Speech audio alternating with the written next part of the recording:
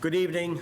I'd like to welcome everyone to the May 23rd, 2024 meeting of the Burlington Conservation Commission. This meeting of the Conservation Commission is held in person at the town meeting hall. Members of the public are welcome to attend this in-person meeting. Please note that while an option for remote attendance and/or participation is provided as a courtesy to the public, the meeting will not be suspended or terminated if technical problems interrupt the virtual broadcast, unless otherwise required by law. Members of the public with particular interest in any specific item on the agenda should make plans for in-person versus virtual attendance. We'll now do a roll call. Just say aye or present if you are here. If not, you won't say anything. Sarah Walensky, she's absent. Commissioner Indra Deb is absent. We have Ed Laturco. He's absent. Commissioner Kent Moffett. Here. Commissioner Rob Sheehan. Here. Commissioner Bill Boyven. Here. And for the record, the Chair, Larry Cohen, is here as well.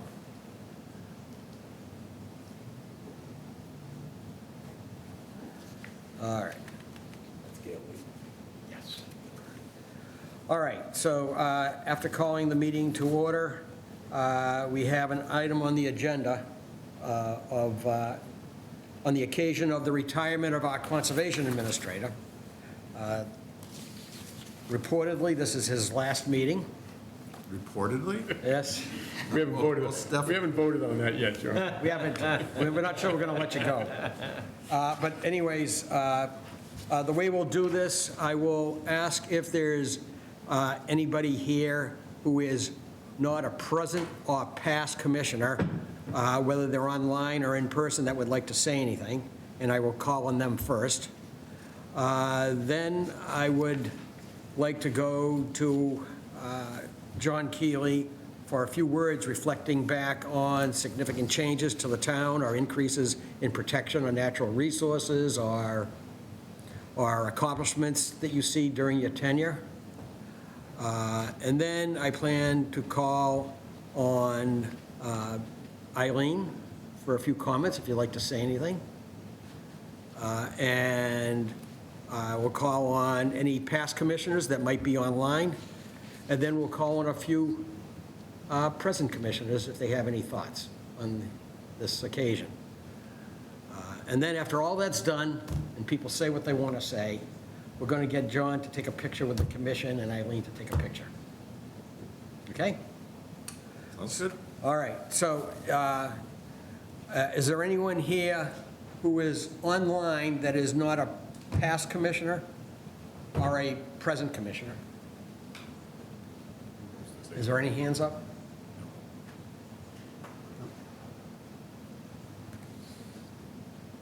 All right, so we can, going to keep this in the conservation family tonight.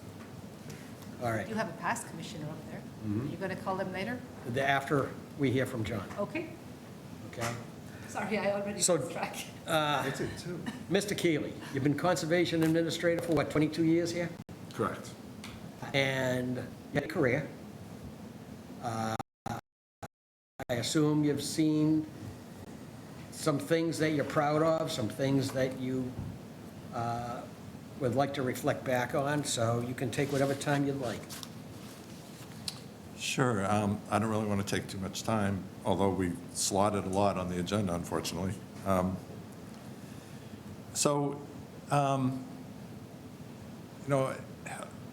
Quite a few people have mentioned to me just the tone of the Conservation Commission and the Conservation Department, and since I've been here, has been really one where we've really gotten along with people, worked with developers, worked with the community, gotten along without a lot of rancor or bitterness or anything. It's a pretty good relationship we've had, but at the same time we've managed to strengthen our resource area protections.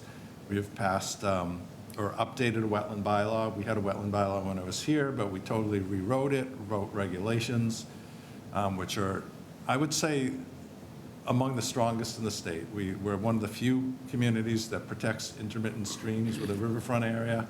And not only do we do that, but we provide a map for people so they know exactly which streams have riverfront areas and which don't. We have strong protections for vernal pools, which some other communities do as well, but we protect the vernal pool itself, the water. 100 feet out is the vernal pool, and then a 100-foot buffer zone beyond that. We have obviously done a lot of work on stormwater bylaw. We've got one of the, I'd say, strongest stormwater bylaws in the state, where we protect, or we permit projects with very small amounts of disturbance compared to a lot of other communities. There's adjacent communities where you can alter up to an acre without having to get a stormwater permit, which is what the EPA threshold is. But I mean, we're pretty strong on that. So it's, you know, we've combined strengthening our resource area protection with, I would say, good customer service, and we've worked really well with the town. The town has been really good with us. I worked for 3 town administrators, had great support from every town administrator. There's been probably 20 select board members since I've been here. I've had nothing but good relationships with the select board. So it's been a real pleasure working in Burlington. The people are really great, and I've really enjoyed it. Okay. We can see if there's any online. I see one of our, Gail, are you on, you're online virtually, I gather. You're muted, but we have to unmute you, or? No, is that a us thing? You can hear her barely. Oh, shit. Can you hear me? No. Not really. I could, let's see. I'm not muted here either. Can you hear me now? No. Yeah, we're working on it. Might be us, because this is a new system. Very, very low. Barely. So the audience couldn't hear you. Volume is up to the top output, I don't know, but speaker. Let's try that. Gail, can you say something now? No. Automatic. Try saving it. Is that automatic?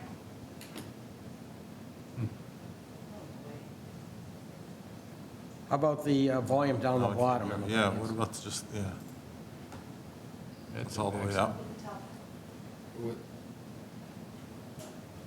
Well, this is not good for a What about meeting.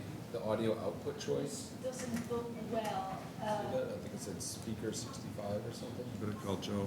Oh, no, speaker 65 is what it's supposed That's, to be on. is that the, okay. Shoot. Is Joe downstairs? Hello.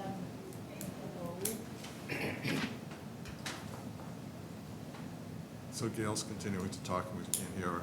We can't hear you, Gail. Can you hear us? Share my screen? I have, No, I no. didn't. Put in the chat. How about, no, I can't chat either. Chat, she said she didn't put it in chat. Can we just do a test? Is there somebody else online? Mike Bush, see with you guys? Mike, Would you just mind unmuting just to see if the problem is with our system or just her setup? Will he be able to It's hear? the same, yeah. It sounds like it's coming from the TV. Right, let's see if I can do the telly. Although I just did turn it up over there, it's a touch screen. Joe might still be around. No, but I have his number. Oh, no, he won't be around. Today's Thursday. Gail, I think it's us. I think it's our problem. Okay. Hang on a minute.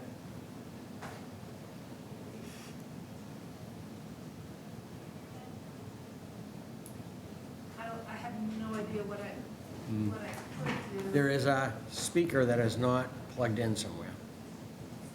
Must be a speaker, not plugged in. Speaker's on top, isn't it? Well, let me ring. This isn't the first meeting that used it, is it? The planning board used it last week, Yeah, so so- they didn't have. It was working.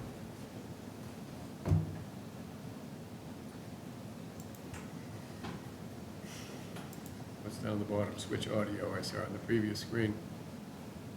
Well, do you want to go on to somebody else while we're just trying to fix it? Output level, that can be raised? Well, All right. That was raised. Try test the speaker under test.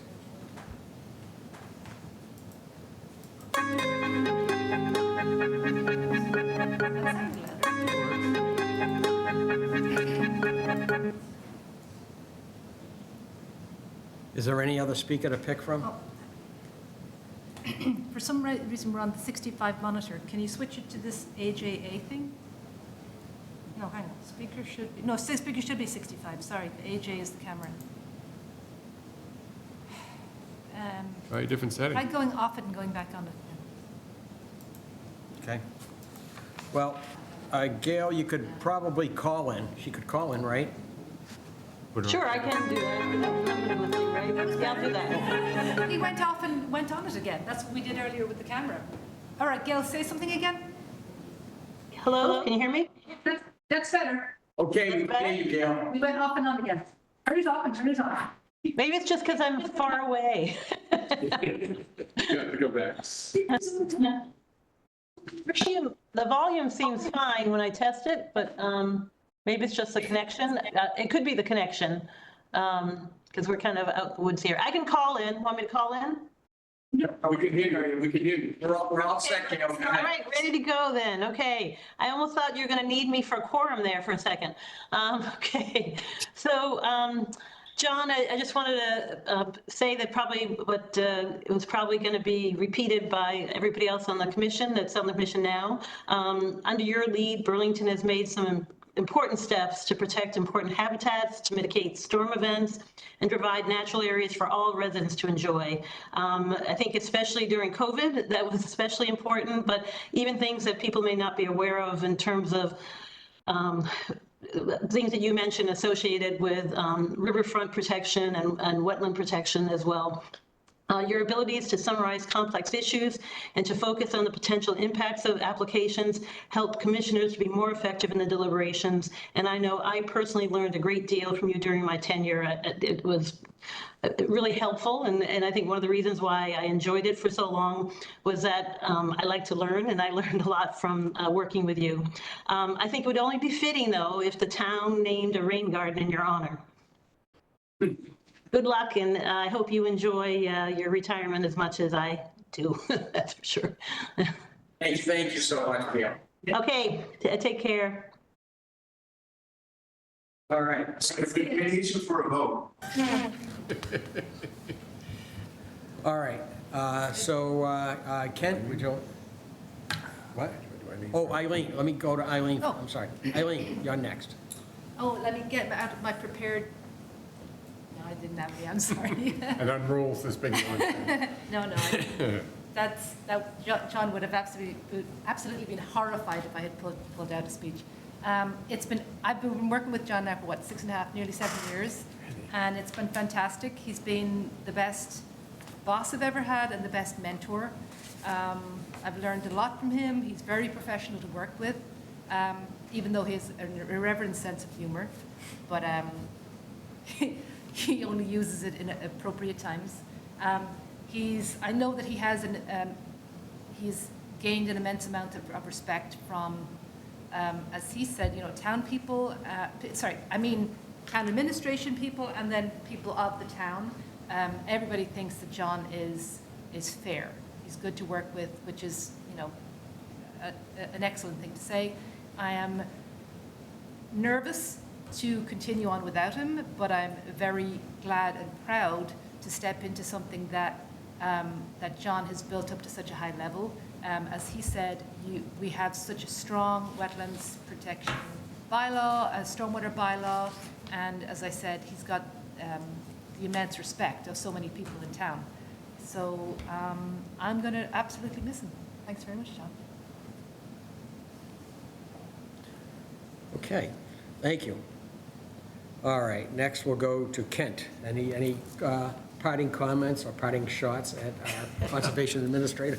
I mean, I'll basically dovetail off what everybody said so far, like, anybody you talk to, whether it's town meeting or employees or, anybody within the town has an immense amount of respect for John and, long tenure and,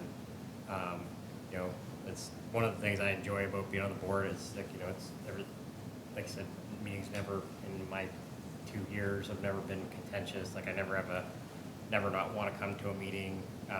It's, as like I said, you learn a lot. I learned a lot from you. It's always been enjoyable to work with you. Learned a ton from you, and it's definitely been a pleasure. And hope you enjoy your retirement. And 22 years is quite an accomplishment. So definitely, you'll be missed. All right, Rob, you're up. Yeah, so I guess I'm really grateful to for your patience and giving advice and recommendations to us on the commission. I think your knowledge of Burlington and sort of sharing that has been immensely helpful.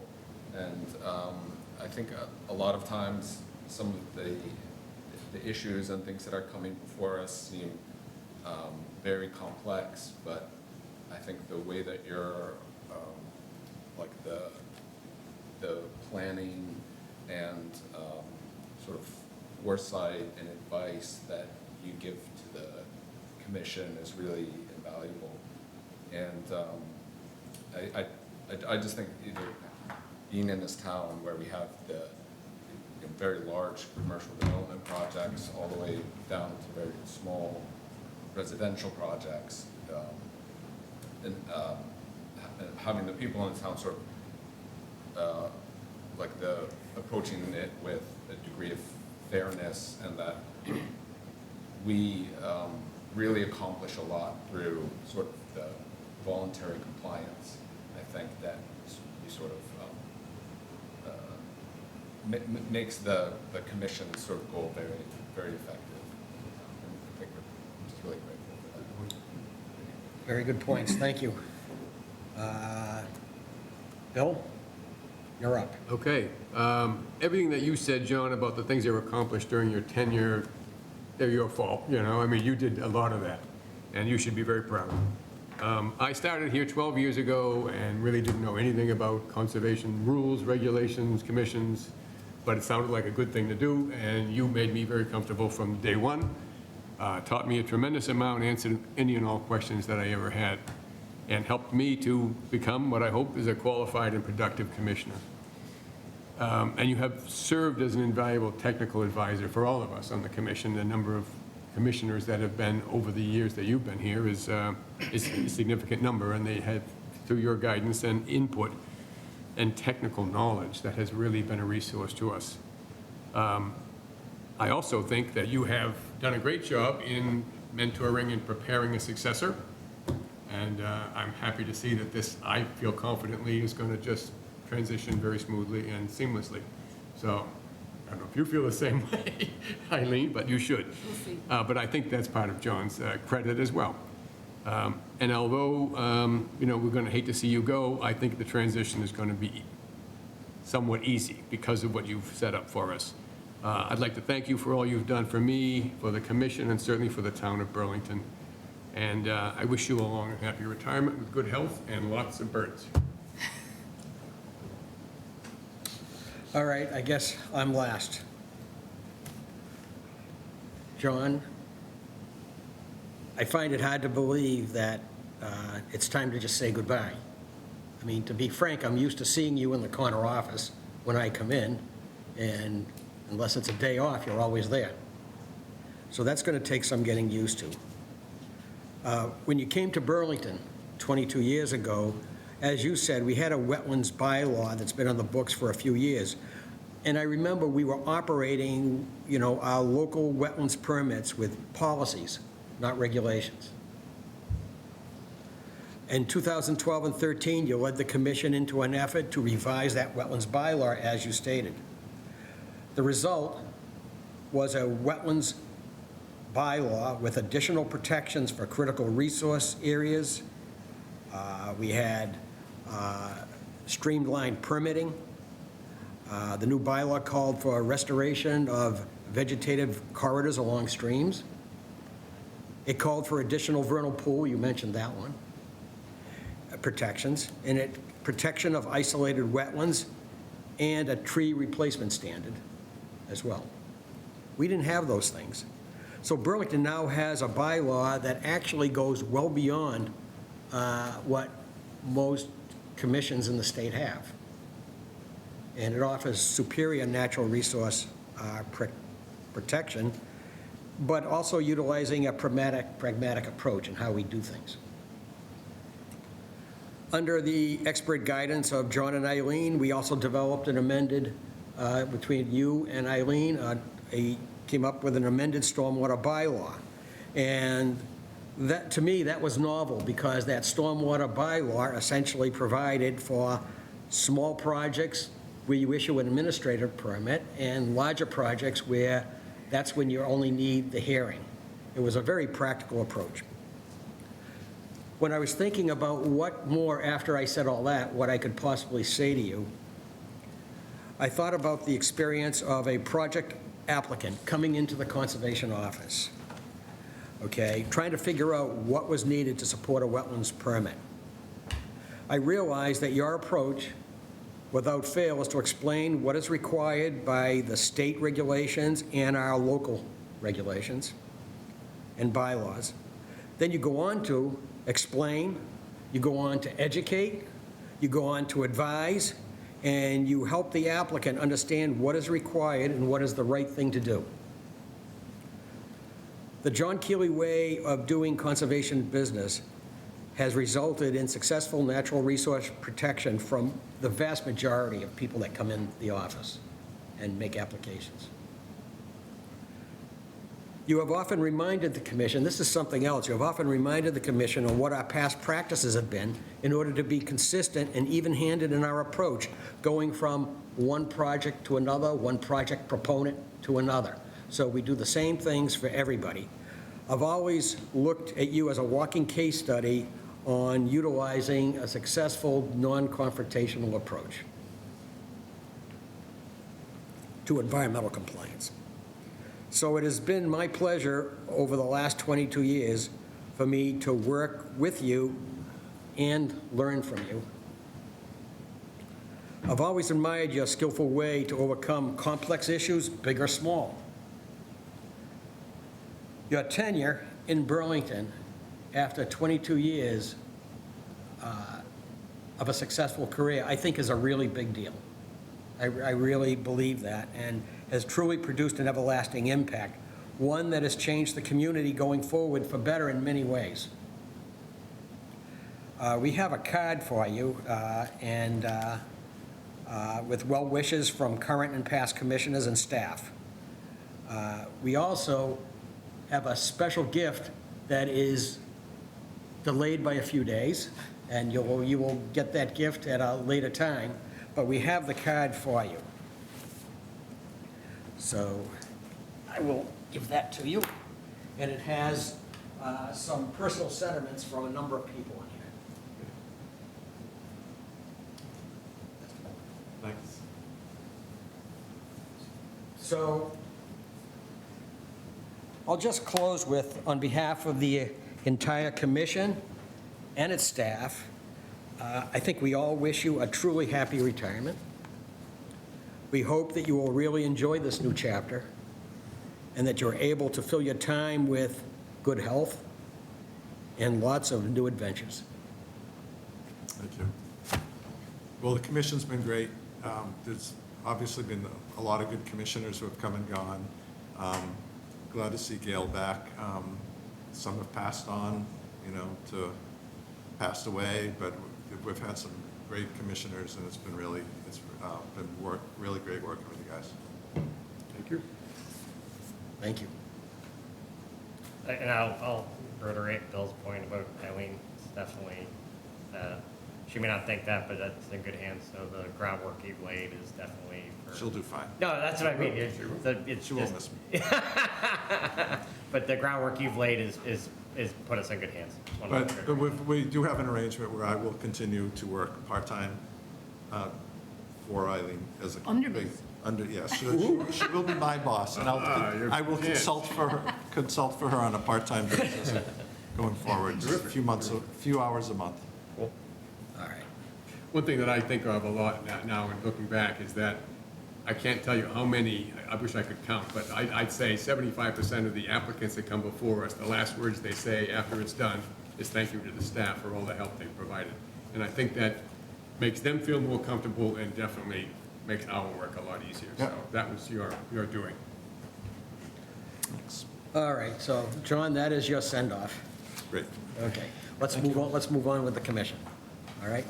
Okay, so we have approval of minutes. Are there any minutes available at this We point? don't yet. He's a little bit behind. He's going to catch up. All right, Public comments so we're, on any other, what's that? public comments on I anything. missed is there any other public comment on anything not on the agenda? I missed calling for that. We reserve a few minutes if you have something not on the agenda that you want to bring to our attention. Occasionally, we do have some people that do that. I do. Yep. Is it Bob raising his hand? Bob, okay. All right. Bob. Yes. Bob, your last name, Bob, I think I know which Bob it is, but you ought to state it. Young. Bob Young. How are you, Bob? I'm doing well. How are you, Larry? We're doing good, we're doing good. Since you have taken the time to hang in there for a few minutes, the floor is yours. Would you like to say a few words?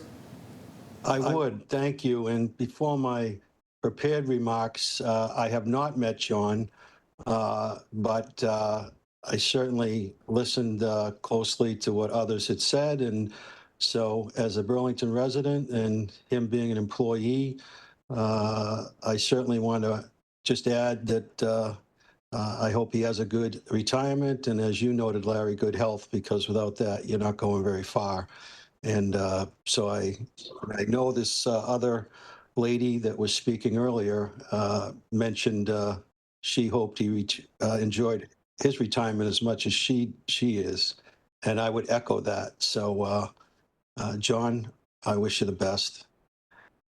One other thing that I was thinking of, and this is, I've been in front of the select board and also the school committee for an example very recently. And in their minutes, after sort of a roll call of who's there, they start with the Pledge of Allegiance.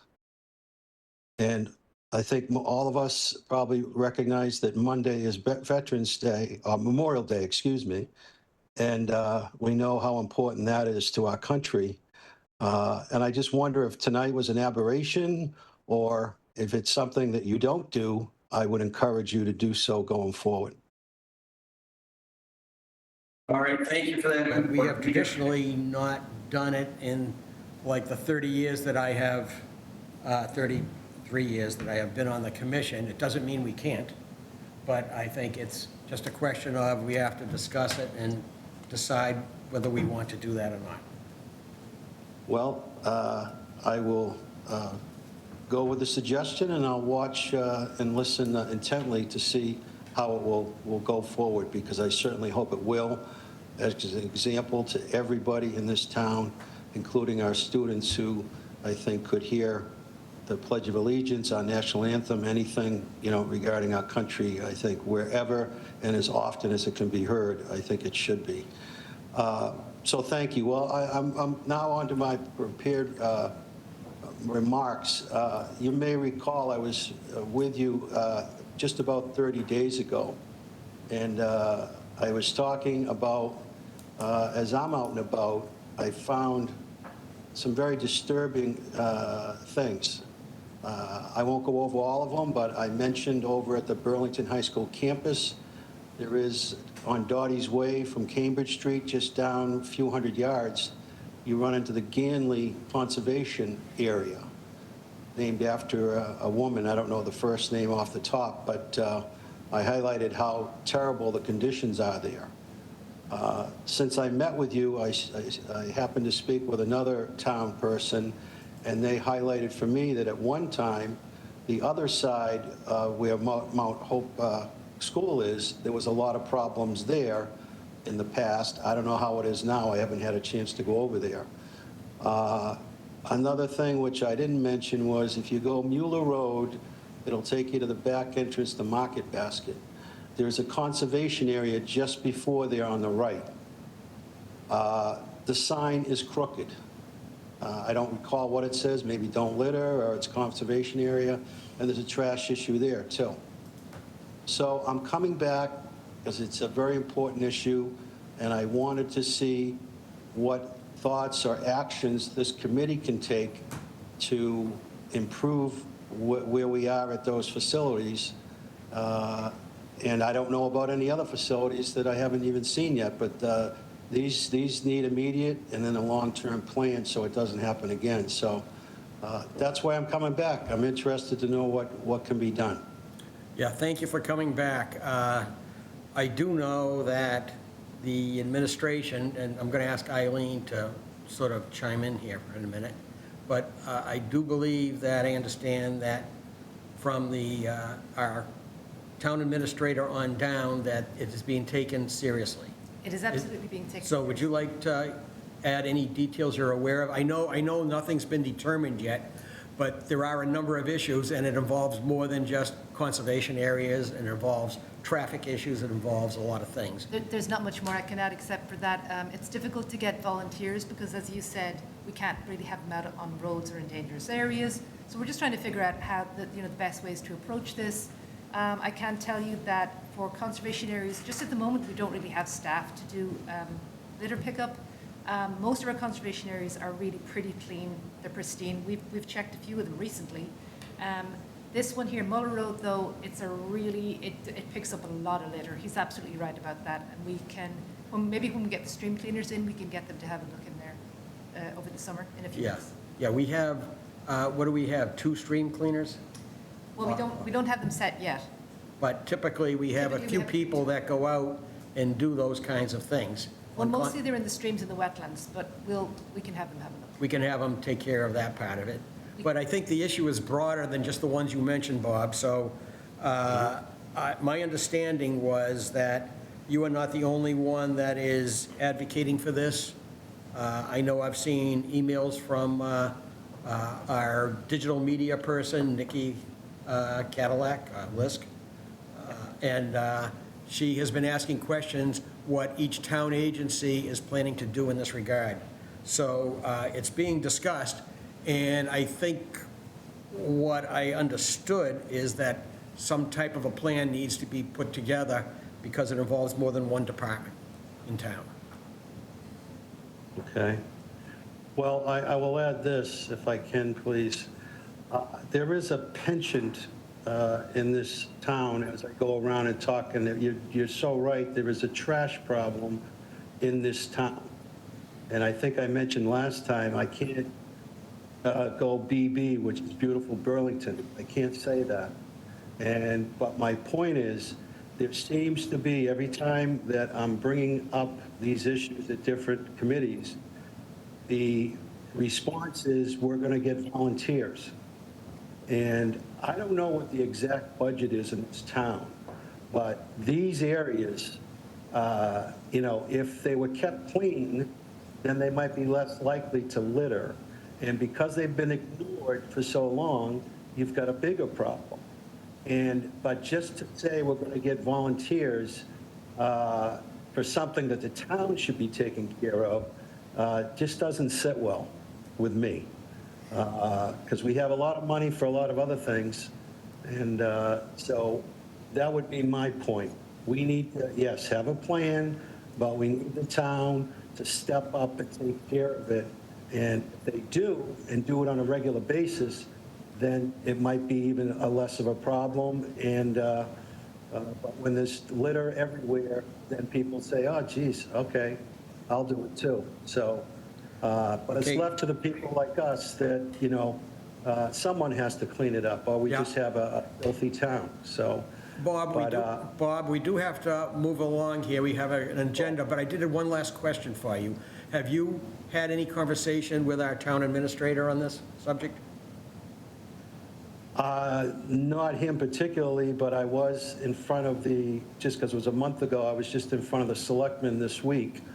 And so I'm going to work with Paul Sangarino to get on the agenda and to have a give and take, if you will, with the select board, because again, there's some major problems, been ignored too long, and so I haven't, it's John something, right? The town administrator? No, and Paul Sagarino is the administrator, the town administrator. Okay. What's the other man that works sort of closely with him? Isn't it John something? Denizio, John Denizio? John Denizio? He I is think the that's assistant who I was thinking administrator. of. So if I'm interacting with Paul, then you'd say I'm in the right place. Yeah, I mean, I think because there are, I'll just say this and then we have to move on. Because there are safety issues with, whether it's volunteers or not volunteers, the safety issues with working on an active roadway. There's probably DPW issues regarding collecting the bags of trash. I mean, it has to be coordinated. And a good Right. place to start is the select board and also the town administrator. Right, right. Yes, John? I'll just clarify one thing. So the Iona Ganley Conservation Area, there is a sign as you drive down into the high school. So that's not actually a town conservation area. That is part of the high school property, so it's not under the control of the Conservation Commission. It's under the control of the school department. Despite the sign, it's not really an official conservation Oh, area. thank you for that clarification. All right, Bob, we're going to move on, but thank you very much for showing up. I actually appreciate the effort you're putting into this. Thank you, Larry. I appreciate your time and the commission's time, and I hope we can continue to work together to, we can say someday, beautiful Burlington. All right, thank you. Have a good evening. You too. Good night. Thank you. All right, now we're going to move on to a request for determination. Notice is given that the commission will hold a public meeting during which time we have a request for determination of applicability by ACO Property LLC for the proposed construction of a mechanical yard with generator and HVAC condensing unit and replacement of an existing electrical transformer within the riverfront area and a 100-foot buffer zone to bordering vegetative wetlands. This project is proposed for One Rounder Way in Burlington. The application is being heard under the State Wetlands Protection Act and Burlington Bylaw, Article 14. And you can get a copy of the application by writing to conservation@burlington.org. Okay. Hi there. Hi, good evening. My name's Julia Winyard. I'm with CSL Consulting. I'm representing the owner of the property. I'm joined with Alyssa King from my office. And then on the WebEx, we have representatives from Dynamicure, which is the part of ACO and will be the owner and tenant of the building, as well as the principal of Bushwang Architecture, Mike Bush, who will be primarily presenting what's proposed. I'll give you just a quick overview before I hand it over to him. Sorry. Does he want to share, or is this okay? No, I think he can probably speak to this. So this is an existing building, 1970 office building that Dynamicure has purchased and will be converting into an office and lab building to support their research. And as you can imagine, the office to lab conversion requires significant HVAC upgrades, and because of the vintage of the building, the structure of the building can't support typical lab HVAC systems that might normally go on the roof in a brand new lab building. So what we've proposed is this mechanical yard. You see it to the northeast corner of the plan. A mechanical yard that would house some of the equipment that's supporting this conversion.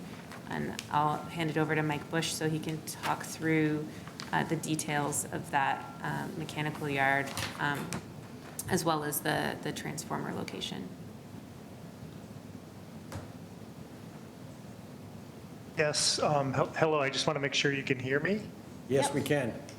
Okay, thank you very much, and thanks for your time tonight. And I just also want to say, just at the beginning here, that John Keeley's been really accessible during this whole design process, and we really appreciate his guidance and his participation.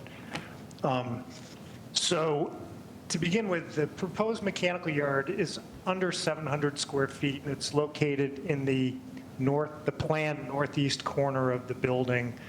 It's going to house an emergency generator and one mechanical condensing unit. The construction of this platform is going to be minimal concrete footings with galvanized steel posts and beams, and then a pervious galvanized steel grating that'll allow the water to flow through to the space below. Just one point to note is that the land below this yard is asphalt. So it's impervious. So, but nevertheless, we're not going to hold up the water from transferring down to the grade.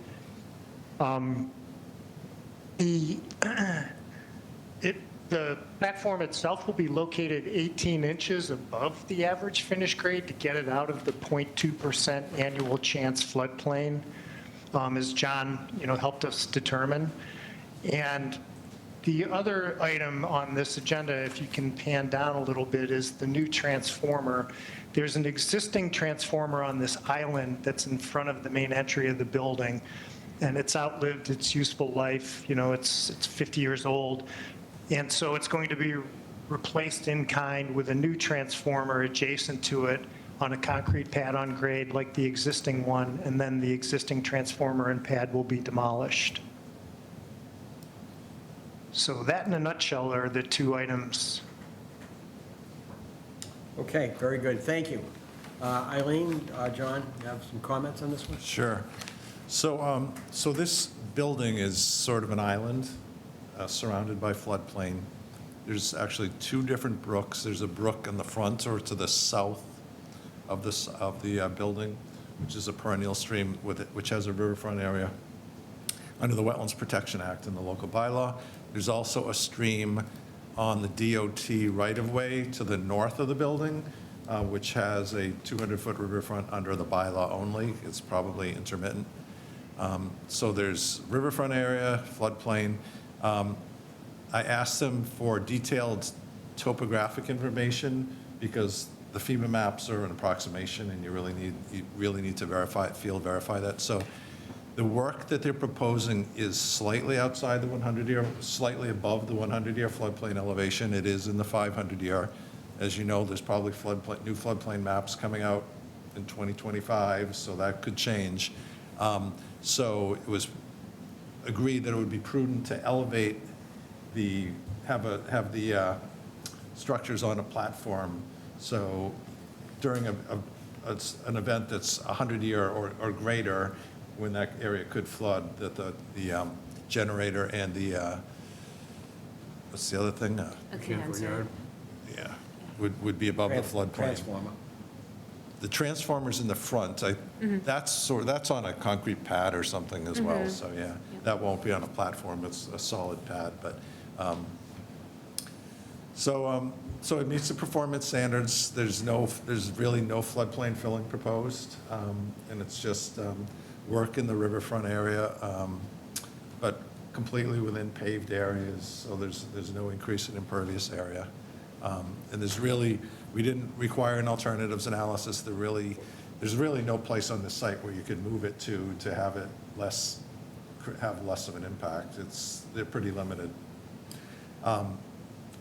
So as going forward, the parking lot probably could use some work or something. So we've just sort of given them a heads up that in the future, if they're doing any sort of major construction or anything, they'd have to be doing upgrades to stormwater and whatnot. But this work itself, I just didn't really think triggered it. All right, thank you. All right, Rob, anything further on this? No. Kent, anything? No. No, this is all on previously paved area. One question on the transformer. You're putting it in a new location, so what is it? Is it currently on, the whole thing is a cement area, or is it on landscaped area? It's a concrete pad within a landscaped island. So you'll be putting in a new concrete pad under the new location, removing the other one, I assume? Okay. Correct. That's all I got. And they're not actually doing the work, that's Eversource, and Oh, that would be they could be waiting a long time for that, from what I'm hearing, from people with Eversource is. We won't demolish the existing until Don't the hold your new breath. one's on Okay. site. Yeah. There is is there a wetland to the north of this property at all? Well, there's a stream with an associated BBW. yes. Right. So when we were there, I didn't notice anything in particular. Is there any trash or litter issue that we saw that you remember that I didn't see anything that needs to be addressed? So that wetland is totally on the Mass Highway. It's beyond a fence on their property. And Oh, it's beyond the fence? Yeah. Okay, all right. We're not going to have them go on the highway anyway. Okay. All right, I have nothing further. Is there anyone else who has anything else on this? All right, so we have a draft negative conditional determination, if you probably know what that is, and we'll review it and then vote on it. And we did send them a draft late this afternoon. so.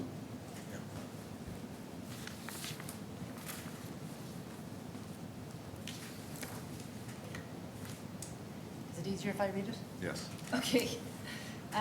So the plan references are the existing condition plan and the site plan, both of which we were just, or we at least we went through now, which were updated recently. Applicant proposed to construct a maintenance yard for a generator, an HVAC condensing unit, and have Eversource replace an existing electrical transformer.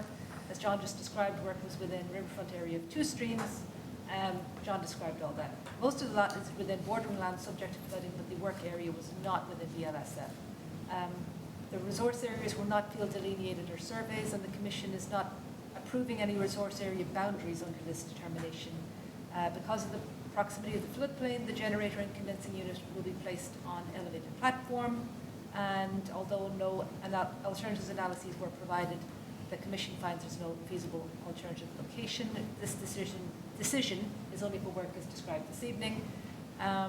Prior to beginning construction on site, sediment barriers shall be installed by hand, and silt sacks shall be installed in all catch basins on site.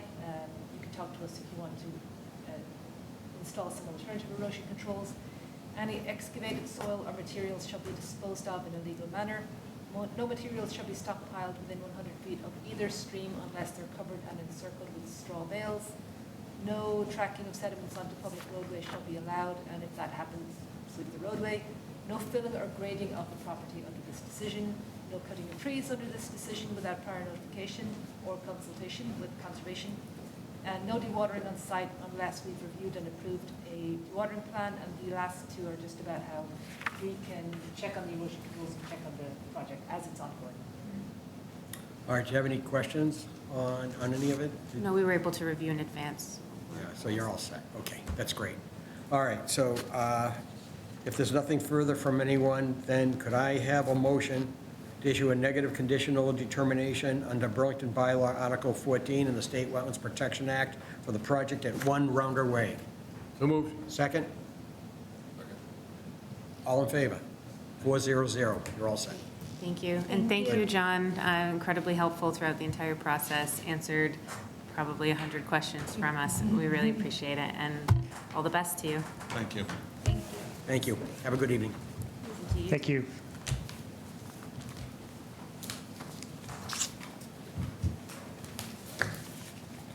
All right, we're on item number 6. I should point out, I didn't say this earlier, but number 73 Wynn Street, which is item number 7, is being continued to the next meeting. Will not be heard tonight, and we should probably take a motion. Is that correct, to continue that one? Correct. All right, so let's, before we go to the next thing, could I have a motion to continue 73 Wynn Street, public hearing, to our next meeting of June 13th, 2024? Motion? So moved. Second? Second. All in favor? 400. Okay, that's continued. All right. All right, next we have notices given that the commission will hold a public hearing. This is during which time we will take all information related to a notice of intent filed by CNT Property Investment, whose name is Thamara Martins, for the demolition of a dwelling and construction of a new dwelling at 21 Geddick Road. The proposed work is within the 100-foot buffer zone to stream bank pursuant to the State Wetlands Protection Act and Burlington Bylaw Article 14 and riverfront area pursuant to the bylaw. The commission will review information relative to the application and may issue an order of conditions and a Burlington Wetlands permit. The application may be viewed on the commission's website. If you click on the link, you can see the entire application. All right, so, good evening. The way this works is you probably know, but you identify who you are, who you're with, and you have the floor. Great. Hi, I'm Debbie Anderson. I'm the wetlands consultant on this project. I'm here with the owner and applicant. Tamara Martins. And we have the engineer on the project, Kevin Quiddy, is remote, so. Yeah, it's Kevin Quiddy from Boston Civil. Sorry, I didn't realize the in-person meeting until it was too late. Sorry about that. Anyway, he is available for questions on the stormwater potentially. So this is a single-family house project. It's a tear down and rebuild. The existing conditions are most of, I think, actually all of the house is located outside the 100-foot buffer zone to bank, which I delineated along the rear of the property, the bank of an intermittent stream. So we have the 100-foot buffer on there, which comes just behind the existing house. So this is the proposed, I think the other side of the plan is the existing. I can show you the existing, but we're usually more interested in. So currently there is a single-family ranch-style house and with associated patio, deck, carport. There's an existing above-ground pool and shed located to the rear of the house. The proposed project is a new single-family house. Currently there is 464 square feet of impervious located in the 100-foot buffer zone. And proposed is 461 square feet, so we're reducing that by 3 square feet within the, well, it counts, right? Sure, yes. Within the buffer zone. The house is currently 1,044 square feet, and it was constructed in 1961. We are going to be removing the existing house. The pool will be removed, the shed to be removed. We're proposing stormwater infiltration at the rear, if you want to go to the proposed. They have done the test pit in that location, so you do have that data. They're going to be removing the existing deck and patio and installing a new patio at the rear. The majority of the project is located outside of the 100-foot buffer zone. I think there's a little corner of stairs, perhaps, off the patio located in jurisdiction. But we will be removing the pool from within the 100-foot. We're not removing any trees or native vegetation for this project. And we are going to be installing erosion controls at the limit of work, which you can see is behind the proposed stormwater. It's beyond 50 feet from the resource area. So we're going to be increasing the total square footage by 120 square feet. The existing impervious is 3,569 square feet, and it will be 3,689 square feet. So we're happy to take any questions. All right, very good, thank you. John or Eileen? I'll do this one. Debbie's description was very, very clear. So you got the description that there is what's considered a regulatory stream under our bylaw in the back of the property. You actually have been out to this property before because you permitted the pool under a determination about maybe 2-3 years ago. So it's a pretty bare backyard. There are no trees really at the moment, except for in the way back. There's some brush and some trees back there, very close to the stream. So one thing you might consider is perhaps gaining a little bit of more natural land back there just close to the stream. They are proposing to infiltrate maybe half the house or something, 1,500 or so square feet of stormwater in the back. And I do have a stormwater question if the engineer is open to that. You were only proposing one chamber, but it's a pretty big chamber. Are you pretty confident about that? You talked about using soils to be conservative. Did you just mean because the water would go through, because it's very fast infiltration, and therefore by that you mean conservative? Could you just explain that? Yeah, so from the soil group standpoint, there was fill observed, which is why I went with the taller chamber. So I didn't want to locate that infill just because that's what the regulations of the handbook say. And I basically modeled the surface runoff as soil group A, but then I used an infiltration rate of a sandy loam to be conservative on the infiltration. But I'm trying to just understand whether you mean that because the infiltration rate through loam is much faster than through fill. So can you just explain why that's conservative? Just because I'm not sure. I put the fill, I know sometimes that is modeled as soil group D. So that's what I had meant by that, is I did model it as soil group A.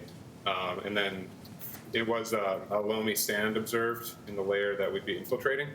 But I modeled that as a sandy loam to be conservative on the Rawls rate. So is he saying that the calculations were done? Are you saying that calculations were done on a sandy loam, but it is more like sandy soil, so it has a higher infiltration rate? So the surface runoff was modeled as soil group A. So the increase of impervious would be high, more reflective than if it would be than a soil group D. But then with the infiltration rate, I used a loamy sand, or a sandy loam. Sorry. So does that make sense? Not really. I think that's what I was just trying to get my head around. I think he's saying that it's conservative in that he was kind of making the assumption that it would go through a lot faster than it probably would through fill, because what's actually there is fill. That's why I was just trying to get my head around. But if he modeled... Yeah, so I basically assumed it was a native soil group A, which is what the soil map said. But then when it came to the infiltration, I was conservative.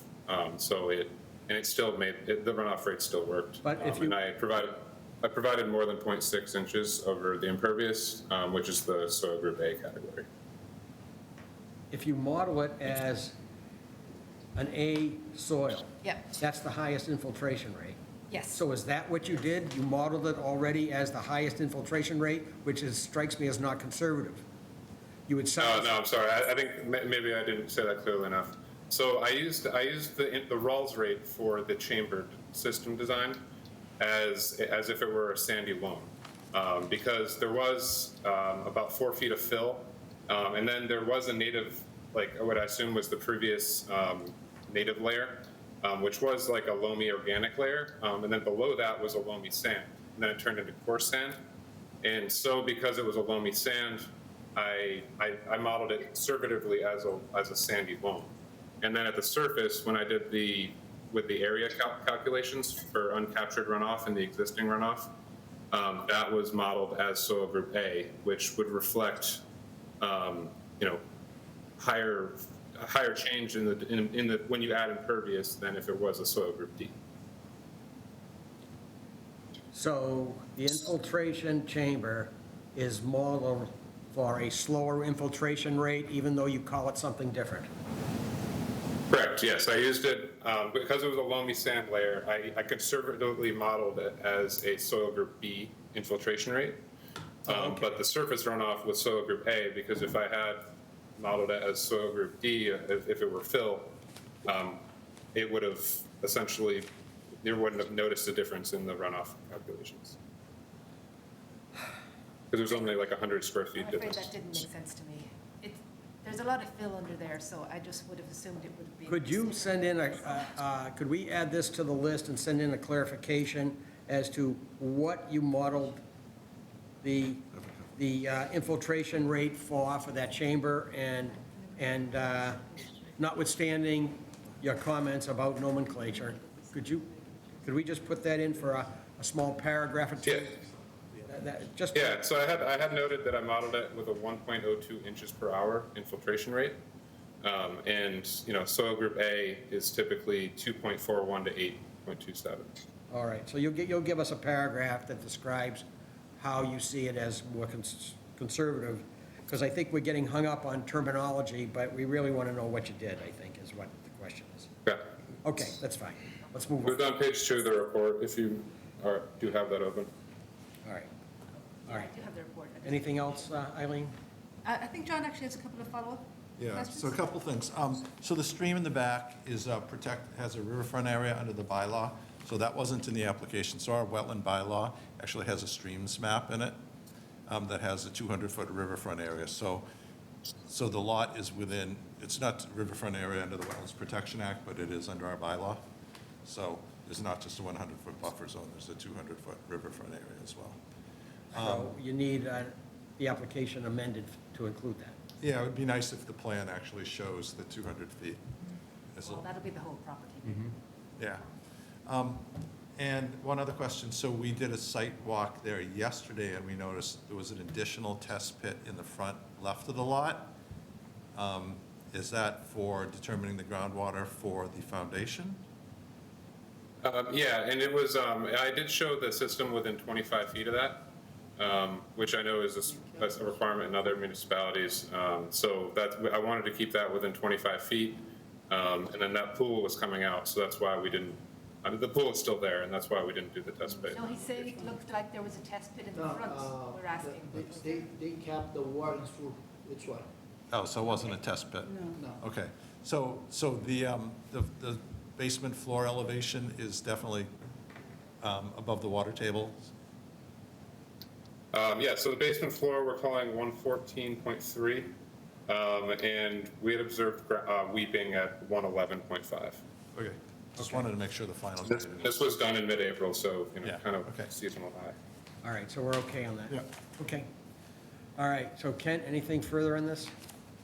How many square feet is the actual new house gonna be? Like after the new house, how big is it gonna be? I'm sorry? I didn't- Oh, How big is the house? How big is the house?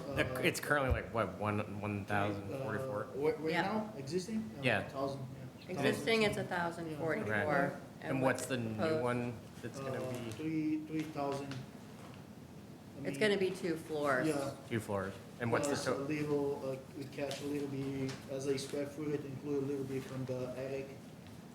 Well, what's the footprint? Yeah, the footprint, is it footprint? Yes, we're gonna say about 3,500 square feet 3,500. will be the living. Okay. Square. And that includes like a fine. new deck? Like a new deck off the back, I The guess? new, Correct. the impervious, right? Okay. And is there any plan for like, you said you're ripping out the shed and the pools or anything going? So the previous owners already took the shed, Okay. so we had no control over that. But the existing pool, we do plan to remove that, the above ground pool, and just do a nice landscape after the storm tech system is installed. Basically grass and few plants, and that's about it. Okay. Okay. Rob?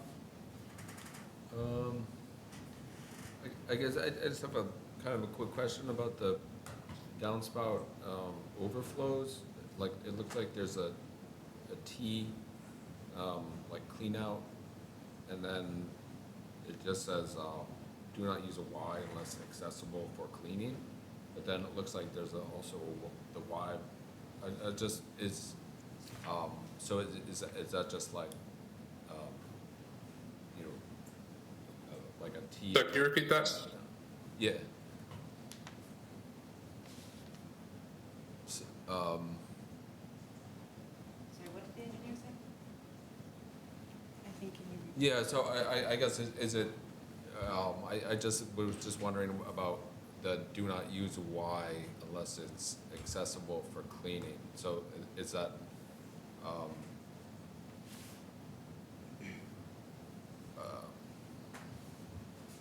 are you sort of, is this like the Y position? This is how I just modeled the overflow in the chamber design. Okay.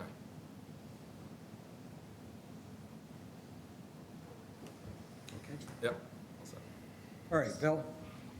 Can you explain the rooftop runoff? How much of it is going into the Somtech and how much is, where's the rest of it going? So the rest of it would run off just to to surface, and the approximately 1,548 square feet of the roof is going to the system, and the rest would just drain to grade, the other areas. And I showed the roof drainage boundary on the system, or on the house. So the downspouts that are not going to the infiltration system are going where? Where is that located? Is it, I want to make sure it's not flowing, going to flow onto the neighbor's property somehow, because it is downhill to the neighbor's property on the left. So where is that going? Where's the downspouts that are not being infiltrated? Are they on the left in the rear of the building, or? I had planned them to go to a splash block and just be pitched away from the house. Okay. And the driveway runoff, how are you handling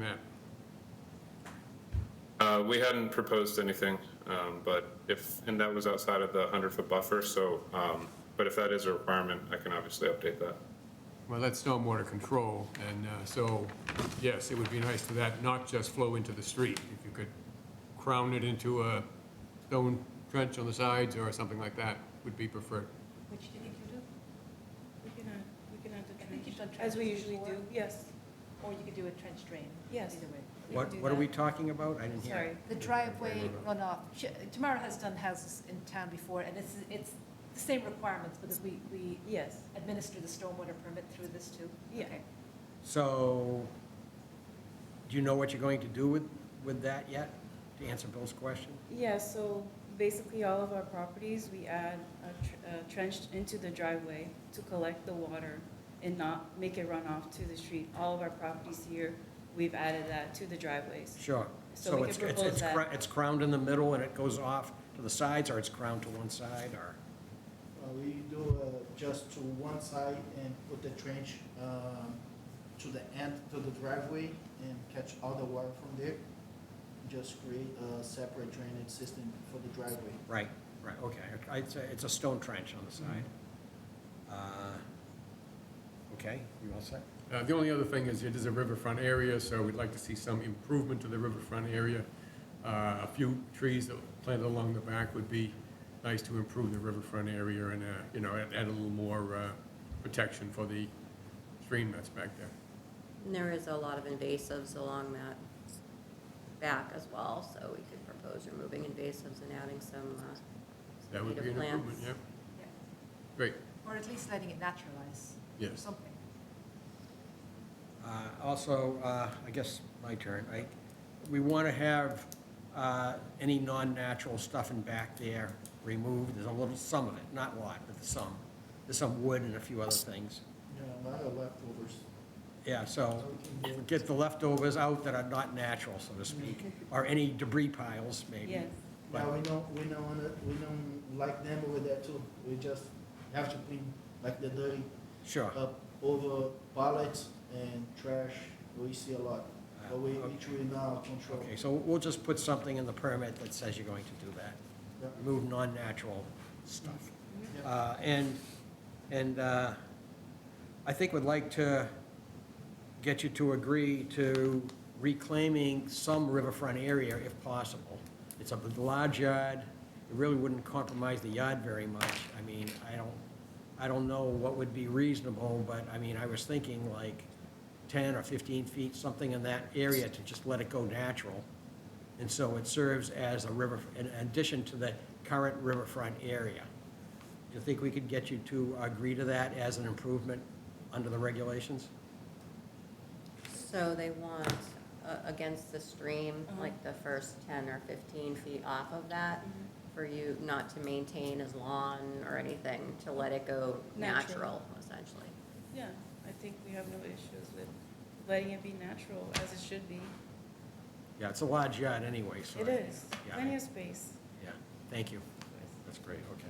What about the homeowner that might buy that house? Do they have a right to plant that? Well, wait a minute, we're going to call, yeah, actually, you're going to get your own time Okay, in 1 minute.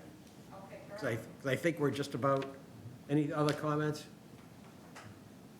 We're there now. Why don't you come up? Come on up. oh, no, I don't want, I just want to say, I was. No, but that's okay. All you have to do is come up. You have to state your name for the record. I know who you are, but no one else does. Okay, Kelly Higgins. Kelly Higgins. Good to see you. You can take the guest chair over there. Oh, no.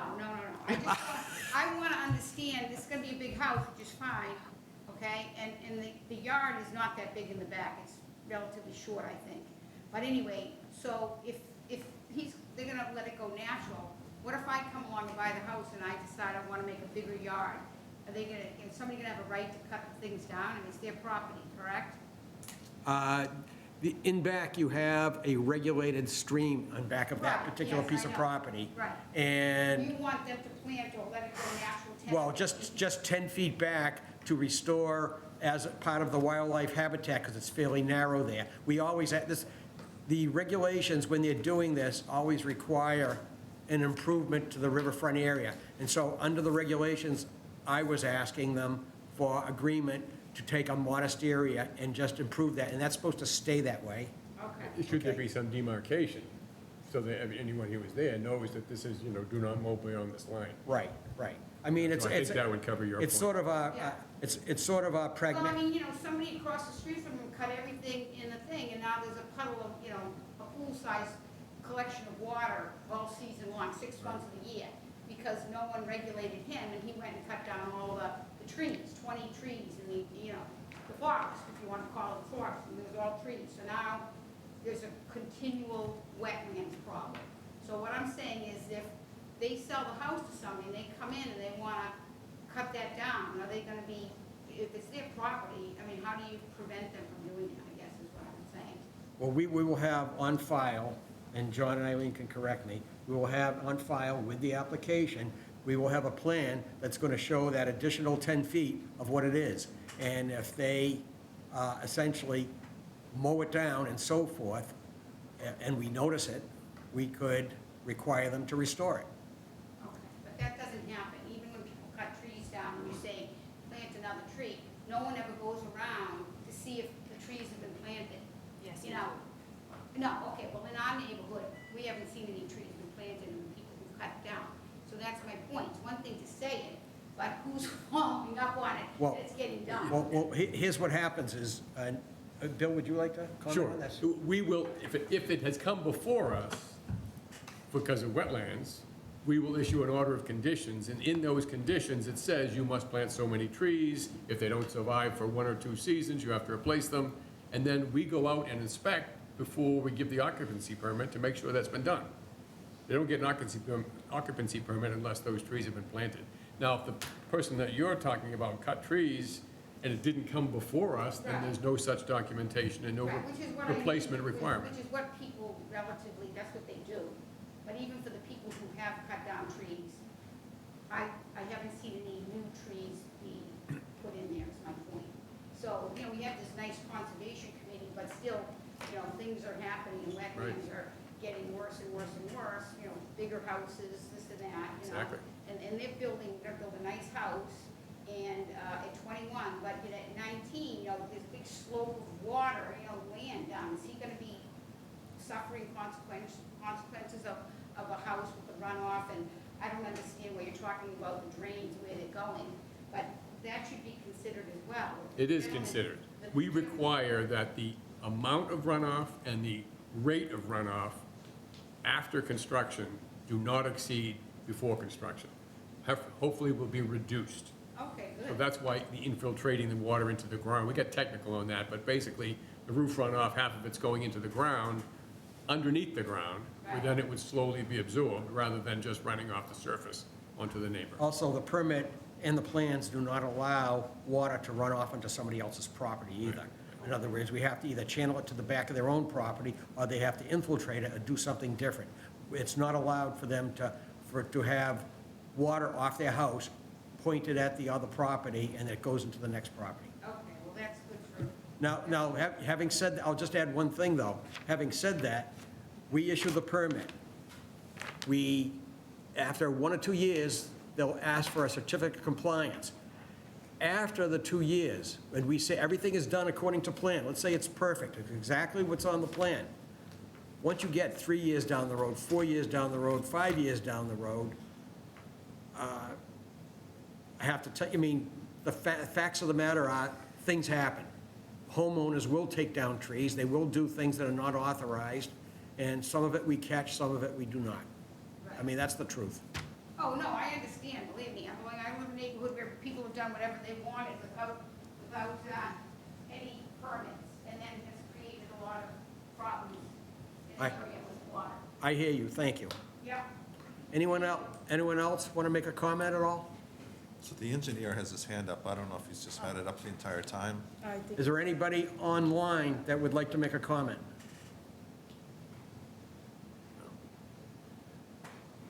I would like to see some kind of demarcation along the rear of what the part that is going to be left to go natural. It can be a post and rail fence, it can be stones, some stones, just something to make it clear that the lawnmower shouldn't go past this point, and the next person that purchases the house will have that, some signs or something along there that says this is the protected. Yeah, You we've can done, propose something. we've done something similar in the past, and we put Yes. a picket fence. Yep. Which you could still see in the back. Yeah, you know, very- everything, but Very basic. just notify the homeowner, you shouldn't be back there. Right. We've done that in the past. When Good. when we did that before, we just built a fence with now, the gate just close the backyard. Perfect. And Perfect. If they wanna do something, that the first thing they need to open the fence, and neighbors can notice that they're gonna start, Touching back there. yeah. Yep. Each day Great. usually do it. Okay. We Thank you. do hear from neighbors. Tell Do me you about it. really? Well, we're neighbors now, so. Okay, so let's go, I have a small list here, let's go over it to see if we're clear on it. The engineer is going to give us a little further explanation for the record on infiltration. The reference to the riverfront area should be referred to in the application. We'll just get a Or change at there, least shown on the plan. or on the plan, with, you want the 'Cause 100? there are bank flags on there, so it'd be easy to just, Do you want 100, would you suggest having 100-foot and the 100-foot inner zone? Or just, sure. I mean, that's going to be pretty close to the Yeah. 100-foot buffer zone of the BBW, but sure. yeah, okay. All right, so some demarcation that is a riverfront line, 100 feet out, 200 feet out. And we're going to get something on the plan that shows an improvement to the riverfront area, some amount of space, and it will just be noted on the plan.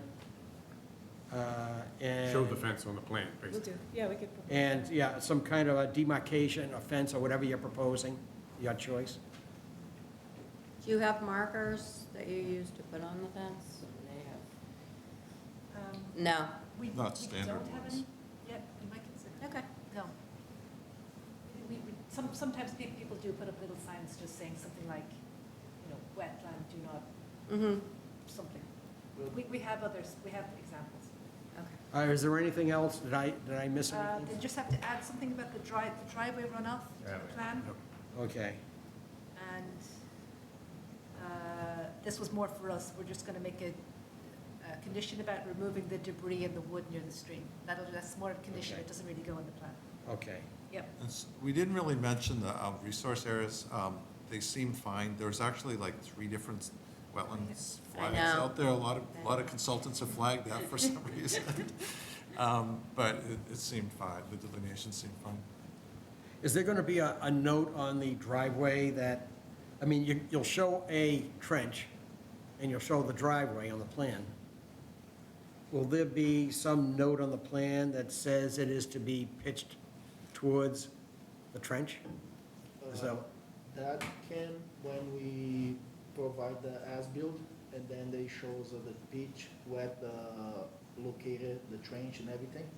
But when whoever's constructing it, which I assume you folks are, Yeah, that's, so I mean, you're here already, so you'll hear it, but sometimes whoever is actually doing the asphalting and so forth, doing the driveway, sometimes we like to see it on the plan. yeah, we can propose that. Yeah, just a note that says it's sloped towards the trench. Okay, that's, I mean, you're already here hearing it, so, I mean. Yeah, might as well. That's And we have you on camera, too. Oh, Okay. Does anyone else have anything else? I just want to say, we don't have a DEP file number yet. She did check and the check did clear, so we should be getting that number Oh, it's shortly. typical, we rarely have when we open. Oh, I know. You can always hope, but, So we never open and close in one night here, so, but I, So Eileen, would you say that, from everything you've heard, that if they get us these few, respond to these few things, we should be able to close an issue at the next yeah, I meeting? think so. This seems like it's non-controversial and it's pretty straightforward. So yes, once you get those things, probably next time. All right, and so we need a motion to continue, right? Yep. All right, could I have a motion from the commission to continue the hearing for 21 Geddick Road to June 13th? So moved. Second. Second. All in favor? 400. Okay, so we'll see you on, well, you'll get those things into us, the changes, a few notes on the plans and things, and we'll see if we wrap this up for you at the next meeting. okay, great. Thank you. Thank Great. you. Thank you. And we appreciate all of staff's help with this. Thank you so much. Thank you. And good luck. Thank you, Commission. Thank you. All right. We're going to skip down to number 812 Sarah Street.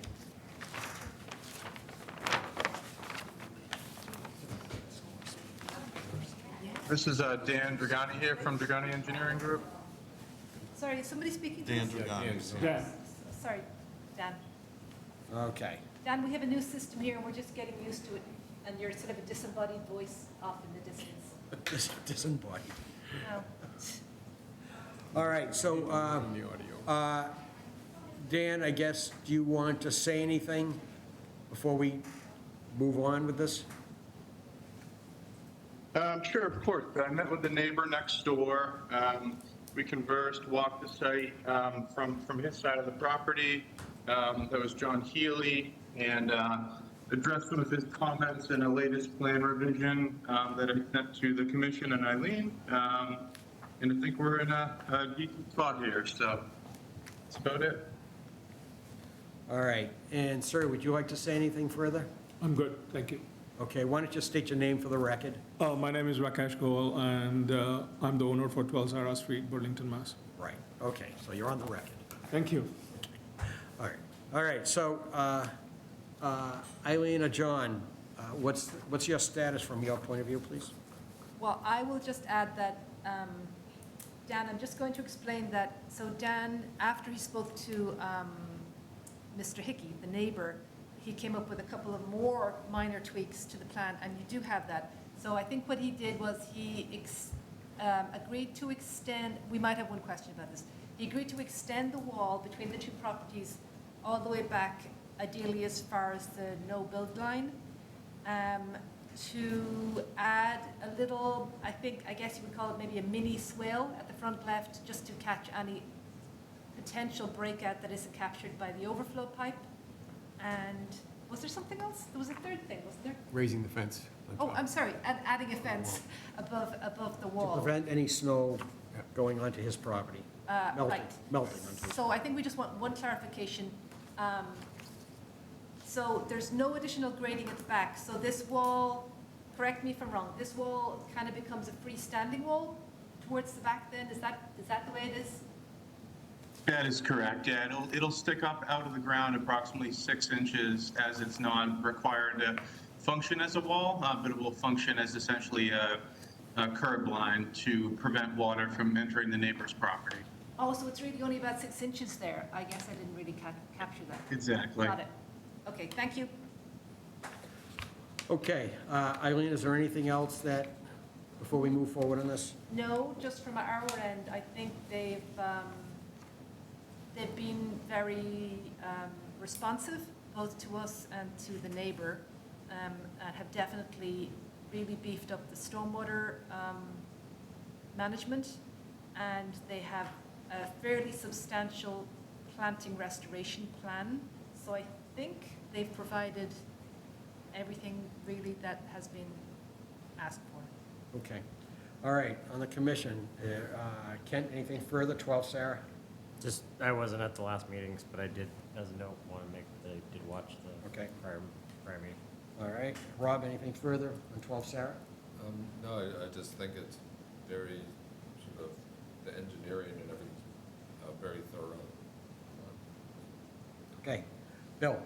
I'm satisfied with it, and I'm happy to hear that the neighbor is satisfied with it, and I want to congratulate you for being patient and working with the engineering, working with us, and in particular, working with the neighbor to make everybody confident about the finished product, as I'm sure you already are, but I appreciate that. Thank you. All right, I don't have anything further either, so I guess we have, is there anyone in the room for 12 Sarah Street or online that would like to make a comment, please? All right, so we have, I guess the answer is no.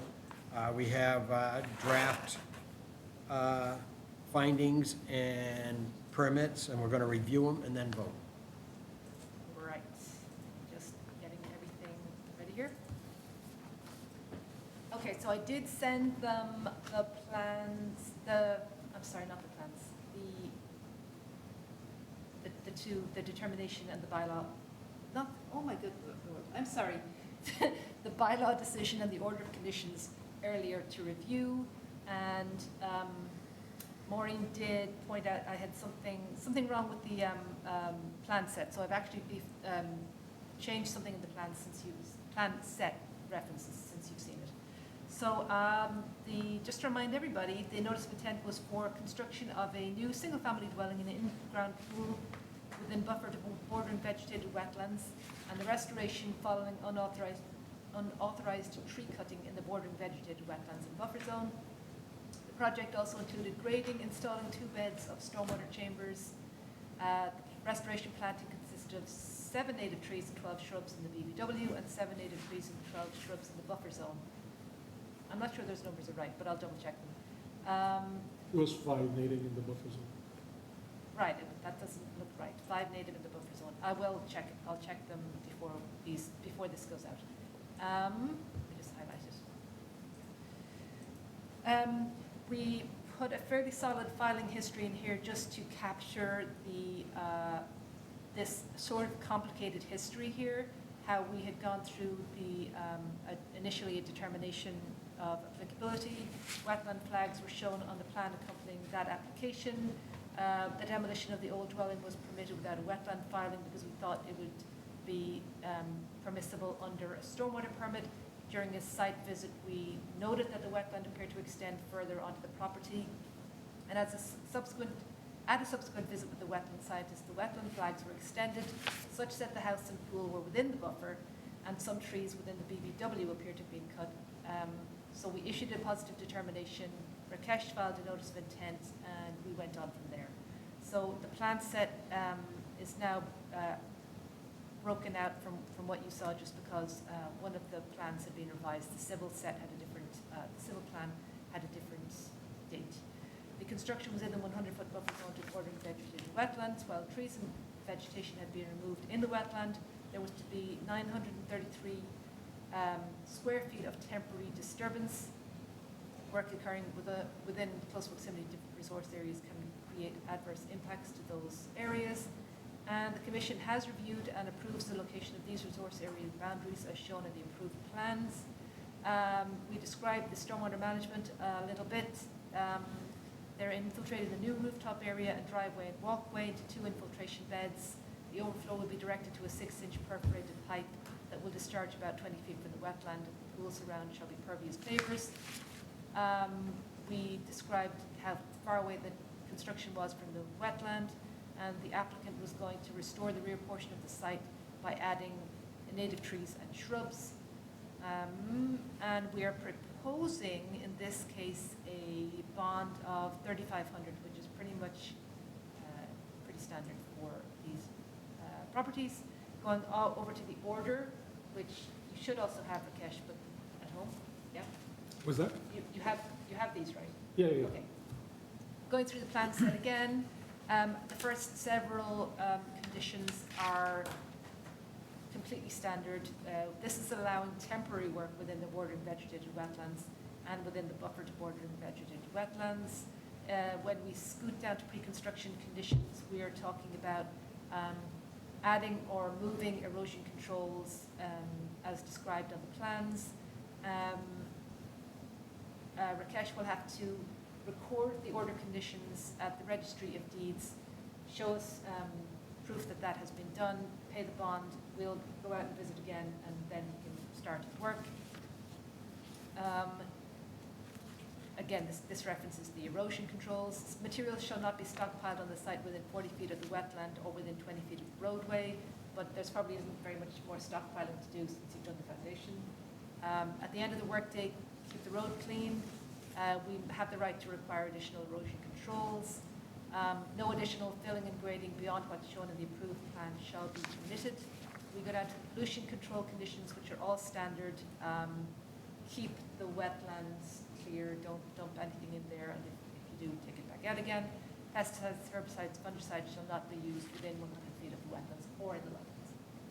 Stormwater management is just that the rooftop and driveway shall be infiltrated into stormwater chambers and with an overflow.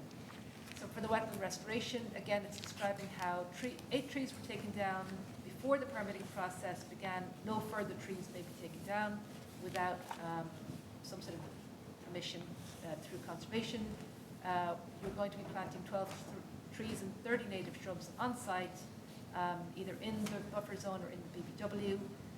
Species and location shall be per the approved plan and narrative and purchased in consultation with your project wetland scientist. I know they've done some work to try and make sure trees are available. Any deviation shall be reviewed and approved by conservation. A post and rail or other permanent demarcation shall be placed along the 20-foot line, no disturb line, and this condition shall be noted in the certificate of compliance as existing in perpetuity. And the Conservation Commission shall not sign for occupancy prior to installation of the plantings and site stabilization, and we have a few things that will be required that as described for the certificate of compliance. Okay, anything further comments on that? I don't think there are any further comments. Are you all set with this? Yeah. Okay. All right. Could I have a motion to close the hearing for 12 Sarah Street, DEP file number 122-704? So moved. Second? Second. All in favor? 400. Could I have a motion to issue the findings under Burlington Bylaw Article 14 for 12 Sarah Street at DEP file number 122-704? So moved. Second? Second. All in favor? Same vote, 400. Can I have a motion to issue the order of conditions under both Burlington Bylaw Article 14 and the State Wetlands Protection Act for 12 Sarah Street, DEP file number 122-704? So moved. Second? Second. All in favor?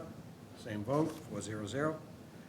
And could I have a motion to require the posting of performance surety of $3,500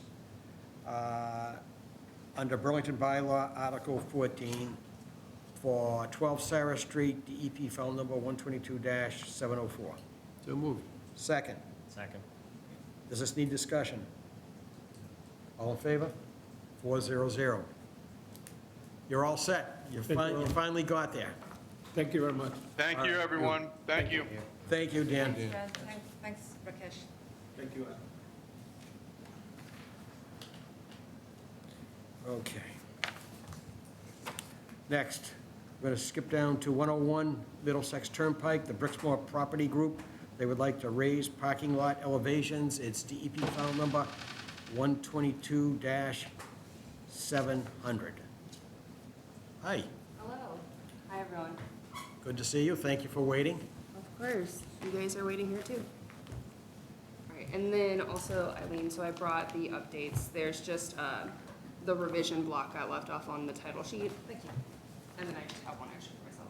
Thanks.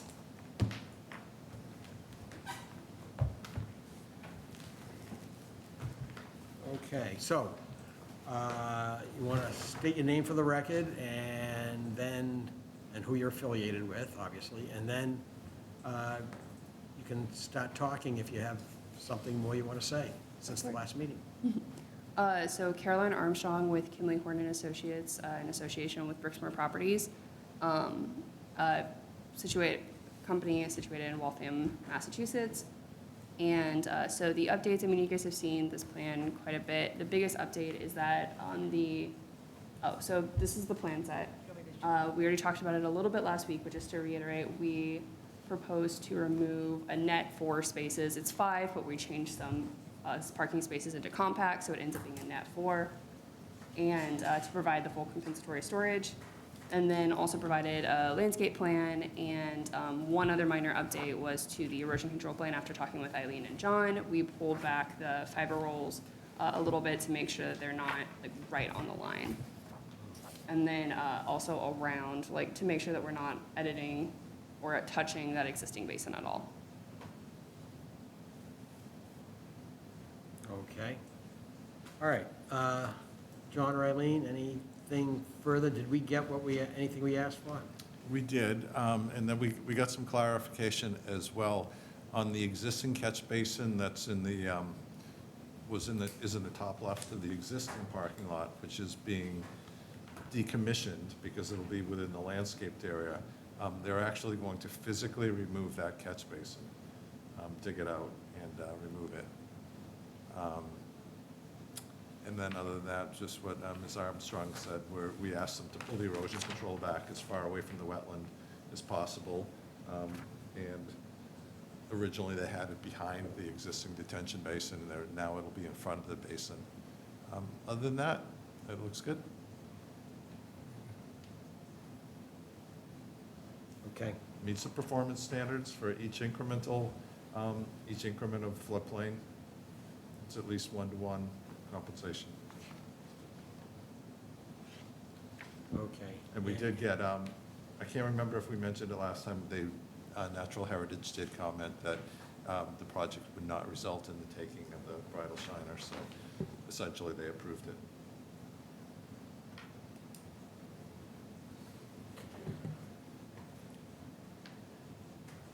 Okay. All right. Kent, anything further on this one? No, it's good. Rob? No, I think the plantings look nice. Okay. Bill? No, I had nothing else. Got to the finally to the point of getting an incremental billing, as John mentioned, the incremental storage, so that's what we were really looking for, so that's, I'm fine with it. And you have one catch basin sort of in the middle there, I guess, that's correct? Are you talking about the one? On the raised area, the one in the middle by the landscape area?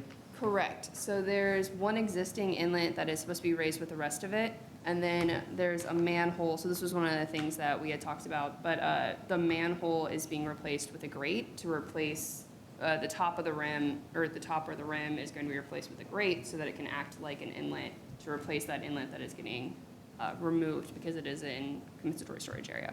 So it looks like with the spot elevations you have there, that everything is kind of directed to those grades.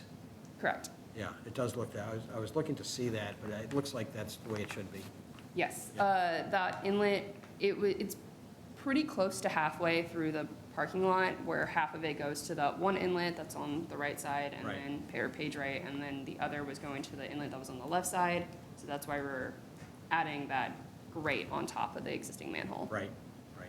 I see that. Yeah, I don't have anything further. It looks good. And it seems to meet the regulations. All right, so if there's nothing further from the commission? No? All right, is there anyone in the audience for 101 Middlesex Turnpike? There's nobody, obviously, in the room with us, but online? There's nobody online. Nobody online. All right, so I guess with that, we have draft decisions to review, and then we'll take a vote. Why don't we do that?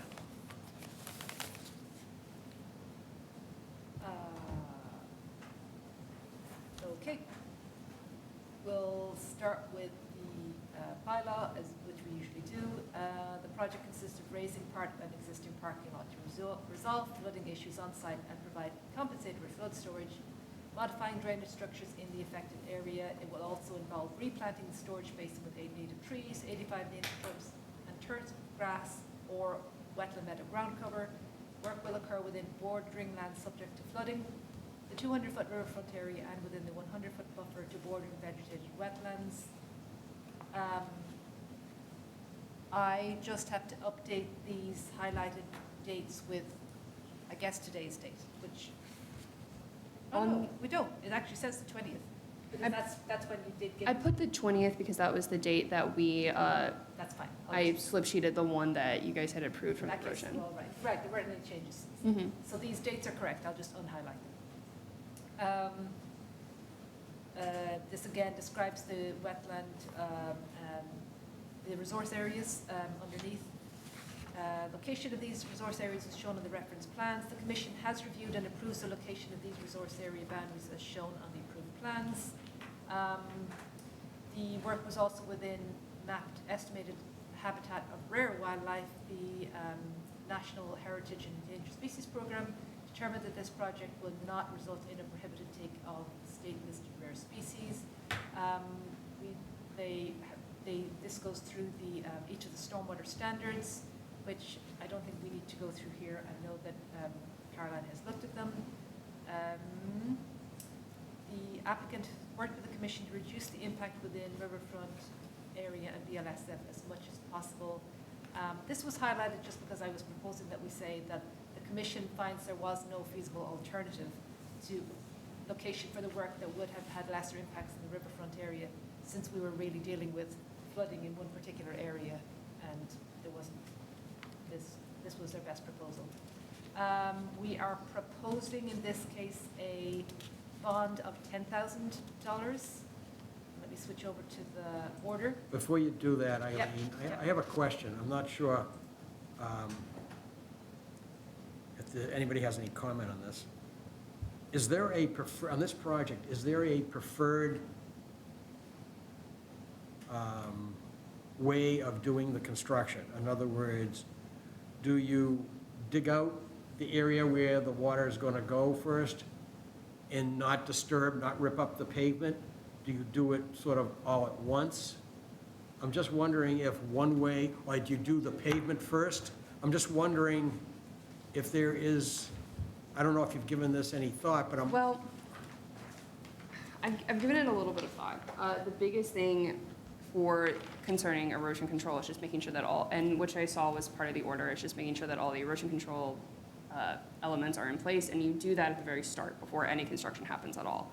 And as long as that is in place and working, then that should be the biggest determining factor of making sure that everything is safe, specifically water's not getting anywhere where it shouldn't as much as possible, and silts out of waterways and inlets and all of that.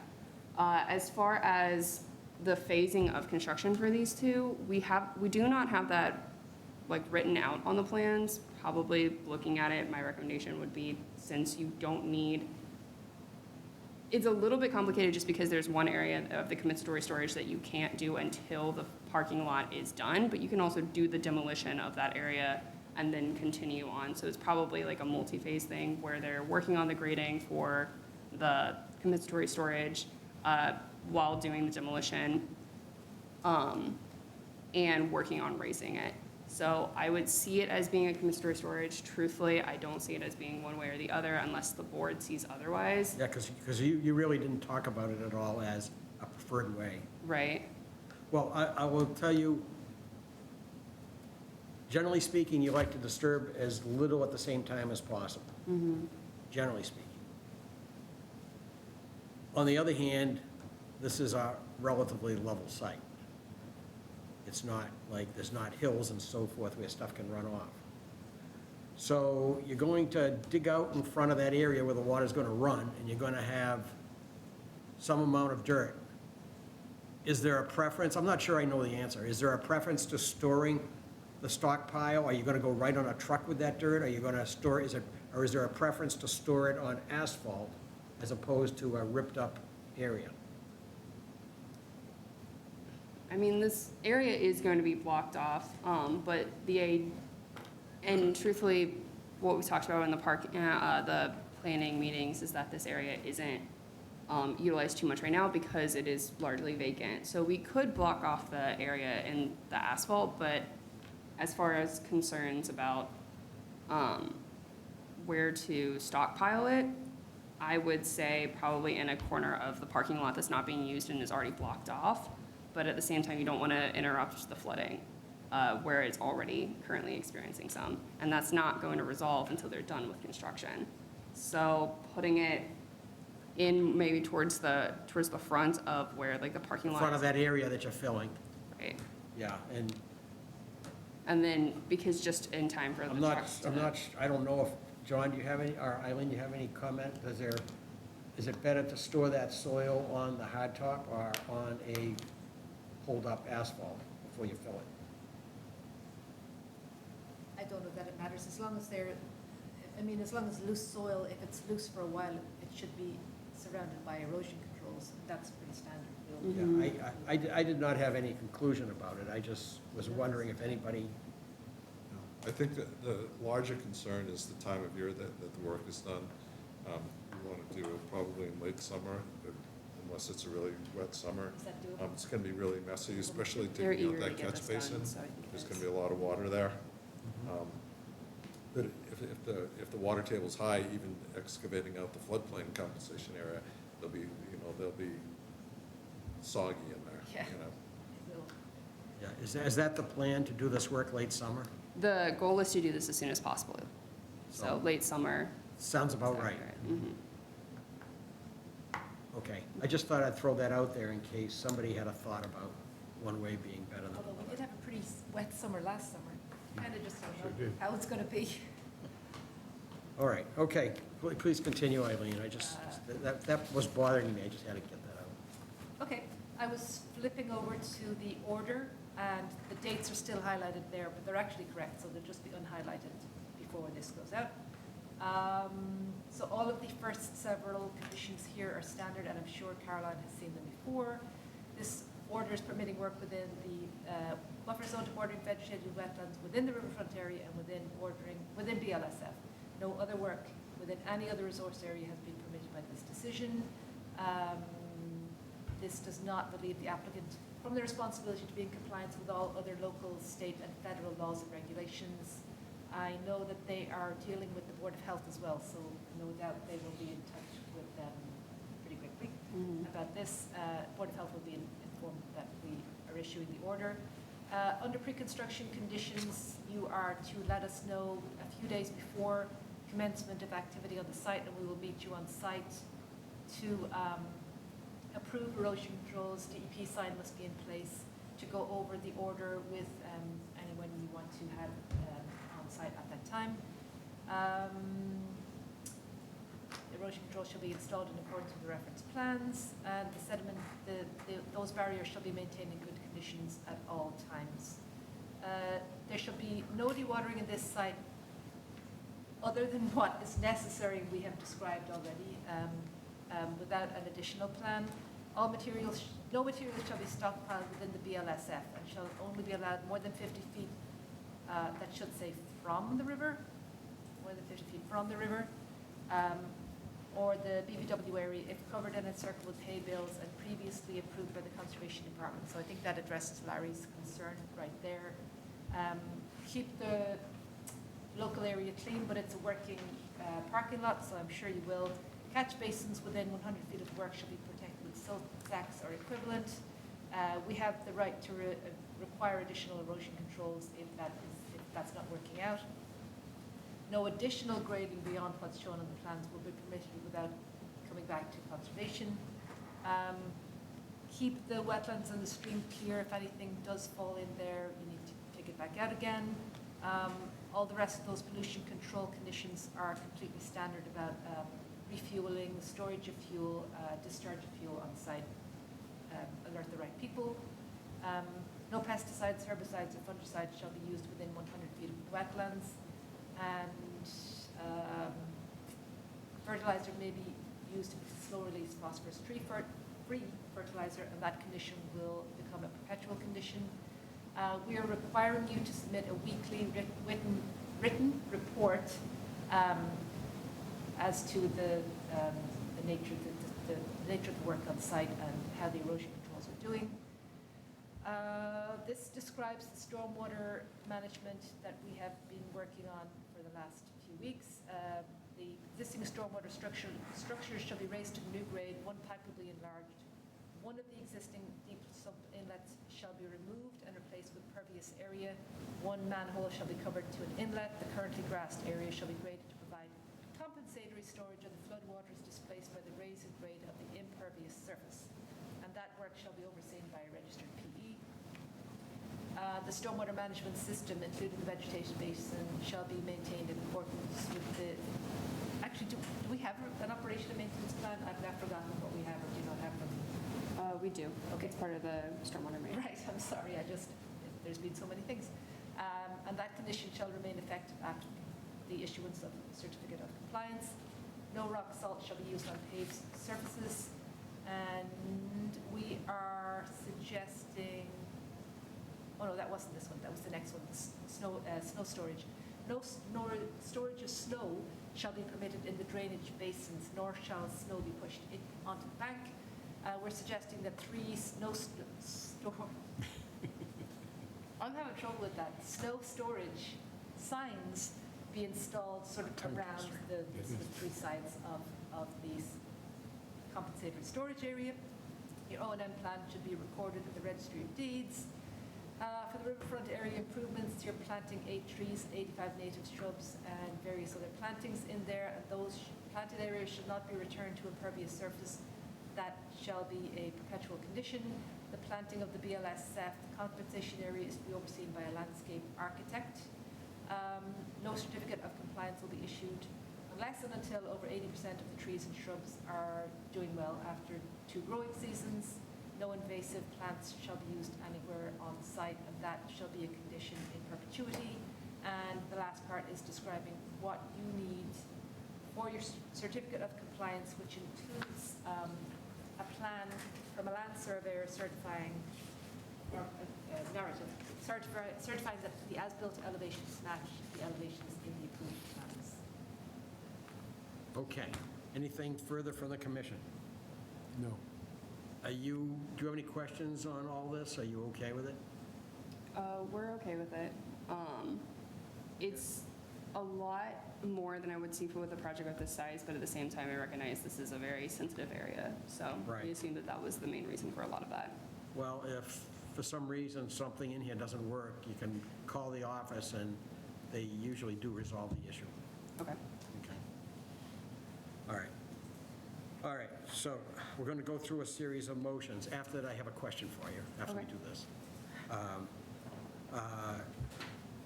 Could I have a motion to close the hearing on DEP file number 122-700? Second? Second. All in favor? 400. Could I have a motion to adopt the findings under Burlington Bylaw Article 14 for DEP file number 122-700? So moved. Second? Second. All in favor? Same vote, 400. Could I have a motion to approve the order of conditions that has just gone through for 101 Middlesex Turnpike, DEP file number 122-700, under Burlington Bylaw Article 14 and State Wetlands Protection Act? So moved. Second? Second. All in favor? Same vote. Could I have a motion to require the posting of a performance surety in the amount of $10,000 under Burlington Bylaw Article 14 and for the project at 101 Middlesex Turnpike, DEP file number 122-700. So moved. Second? Second. All in favor? Same vote. So you're all set on this part? Can I just make one point, Mr. Chair? Yes. I, just like the last one, I was on last meeting, so I just want to make sure on the record that I did watch the prior. You did watch the... I did watch it, yeah. Perfect. My last, Carolyn, right? Yes, sir. Would you do us a favor? It is John's last meeting. Would you take a picture of John, Eileen, and the commissioners here Of course. before you take off? Absolutely. That's not in the permit. One of the requirements, That's what I'm happy to oblige being for. the last person here. Do you want to And stand? then, thank you so much to the board, and congrats on your retirement as well. Okay. Yeah. Sorry.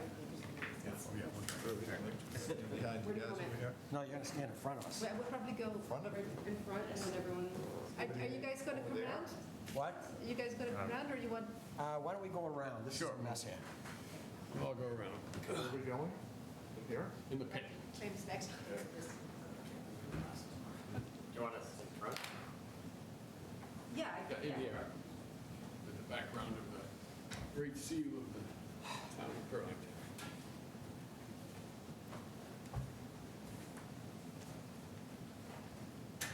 Are you gonna like Photoshop the rest of the town? Yeah. With some sheep in front.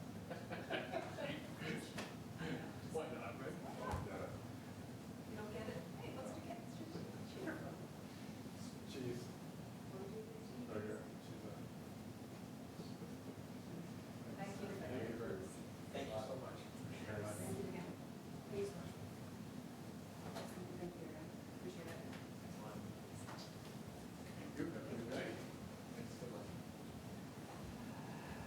So you familiar with what restaurant is going in there? I am. There's a couple that haven't been solidified yet, but the Yeah. one that has, or that they signed the lease for at least, is Tate. That's the one that they know for sure. Is it like a bakery type of thing? It is, yes. There's one in Belmont. That's probably the closest one. What's it called? Tate, T-A-T-T-E, I think it's just. T-A-T-T. I'm trying to remember if it's two E's or one. And then I think it started in Cambridge and Boston. Well, people like sweet stuff, so it should be a The other one might be Cava, right? Yes, think the other Cava. one, I think that is finalized as Kava, Yeah. but I don't know the others. All right. You have a good evening. Thank you for doing that. Of Thank you. course. Have a great night. Thanks, Carl. Oh, I'm sorry.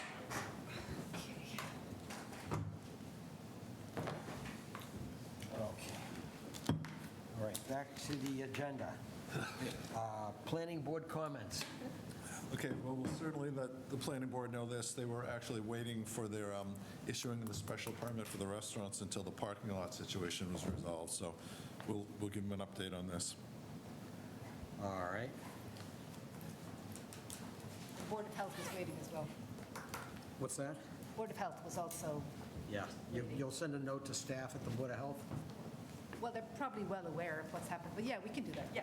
Yeah, well, I will send a text to their chair, Eddie Weiner, because he asked if I would do that to make sure this passed. Oh, sure. So that's fine. Here's this. We have two signatures. Okay, next we have subcommittee and staff reports. Anything? John's leaving. I know Really? it's- I think we it's covered news. that. It's news to you all, I know. It's been all covered. Do you want another speech, John? No, thanks.